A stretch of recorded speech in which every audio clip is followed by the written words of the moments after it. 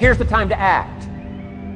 When the idea is hot and the emotion is strong. That's the time to act. You say, Mr. Arnold, I'd like to have a library like yours. See, if you feel strong about that, what you got to do is get the first book and then get the second book. Before the feeling passes and before the idea gets dim, action pronto, action immediate, action as soon as possible. Because if you don't, here's what happens. We call it the law of diminishing intent. We intend to when the idea strikes us. We intend to when the emotion is high. But now if you don't translate that into action fairly soon, now the intent starts to diminish.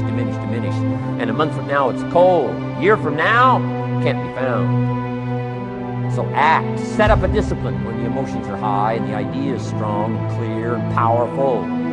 That's the time to set up the discipline. Somebody talks about good health and you're stirred. Say, right, you need to get a book on nutrition. Get the book before the idea passes and before the emotion gets cold. Go for the book. Start the library. Start the process. Fall on the floor. Do some push-ups. Action. Got to take action. Otherwise, the wisdom is wasted. Otherwise, the emotion soon passes. Unless you put it into a disciplined activity. Capture it. Disciplines is called how to capture the emotion and how to capture the wisdom and translate it into equity. Disciplines.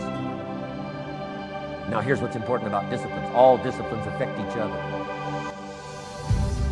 In fact, here's a good philosophical phrase. Everything affects everything else. Nothing stands alone. Don't be naive in saying, well, this doesn't matter. I'm telling you, everything matters. There are some things that matter more than others, but there isn't anything that doesn't matter.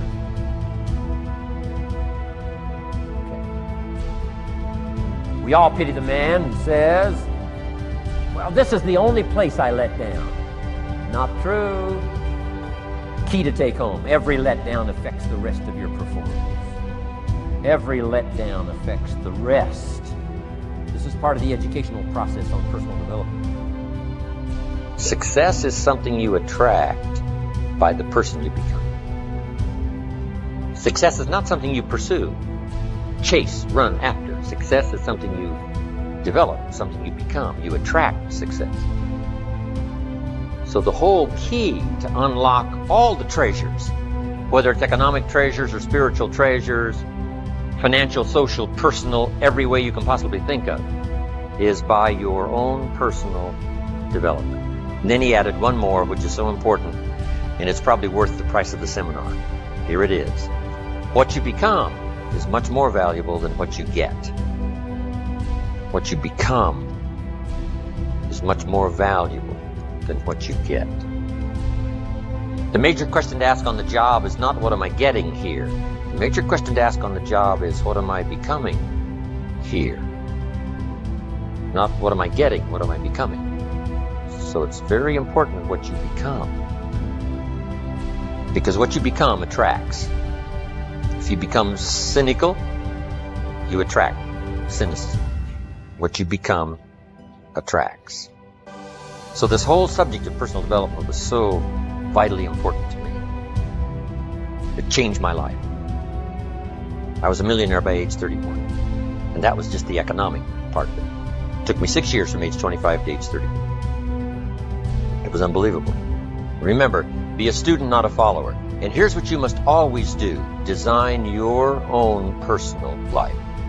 I'm very happy for people to take notes of my seminar, but I'm also just as happy if somebody says, hey, this is not for me, tear up all these notes and throw them away.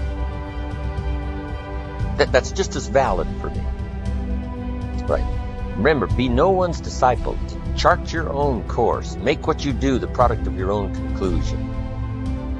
What I'm saying here is be your own person. You don't have to be a model of someone else. You don't have to do it like anybody else. Right? Do it like yourself. Buy what you want to buy. Listen to what you want to listen to. Make changes if you want to make changes, and don't make changes. Right? It's your life. I'm telling you. And don't let anybody persuade you any different. Success is not a stereotype. Success is not a Ferrari. Success is not an automobile. It's not a house. It's not a place. It's not money in the bank. It's not $1 million. That's not success. Success is the continual unfolding of the design of your own life and pulling it off. That's what success is. the continual unfolding of the design of your own personal life and pulling it off in whatever degree you wish. That is success.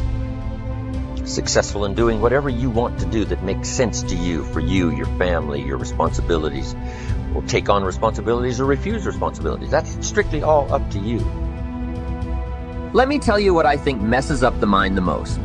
Doing less than you can.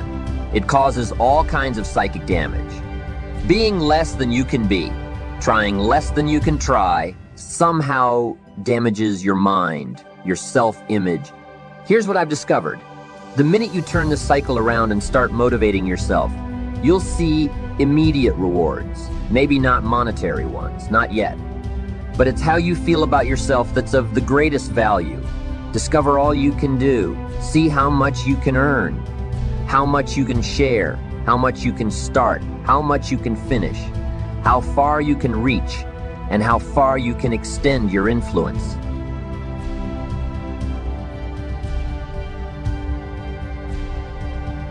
I saw an article in a magazine a little bit ago, up in Canada. It showed a man with some claw marks on his back, had his shirt off, big teeth marks in his neck. This man was out in the woods, had his flash camera, saw a mama bear with a little cub, thought, though, this is cute, took a flash picture. Mama bear takes unkindly to this flash picture. Promptly chases the man, catches him, almost kills him before somebody rescued him. So, beware, Mama Bear. Okay? Love like a father, hate like a mother, give life like a mother, take life like a father, however you want to arrange it, just so you nourish your values, nourish your family, nourish what's valuable for you, nourish your organization, nourish your distributors, nourish your customers, take care of your responsibilities, feed, nourish. But then I'm also asking you to do battle with your enemies. Take sword to your enemies. Whatever's going to destroy those values, take sword to it. If it's worry, take sword to it. If it's threat, threaten back. You got to be like your bloodstream. Good illustration. Red corpuscles to nourish, like a mother. White corpuscles to fight and kill, like a father. You got to do some negative thinking, can't just think positive. Thank God for white corpuscles that think negative all day.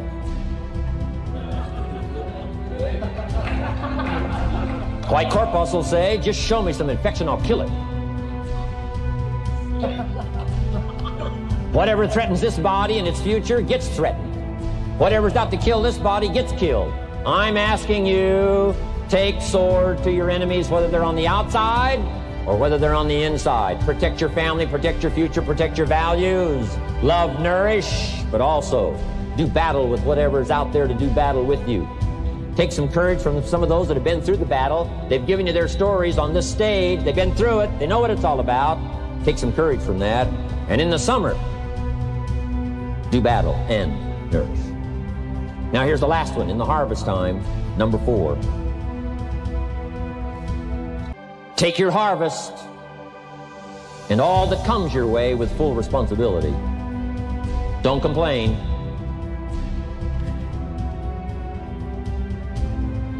So labor well. Okay. Learn well. Discipline yourself well. You can have all the treasures you want. This stuff's easy and simple. It's not ocean waves and seagulls. You don't have to move to Sedona where all the force fields come together. Arizona. Let's teach our kids the simple ways to transform their health, number 1. Their economics, number 2. Their ability to communicate, number 3. Their life and treasure and lifestyle, number 4. Spirituality, number 5. And the list goes on and on.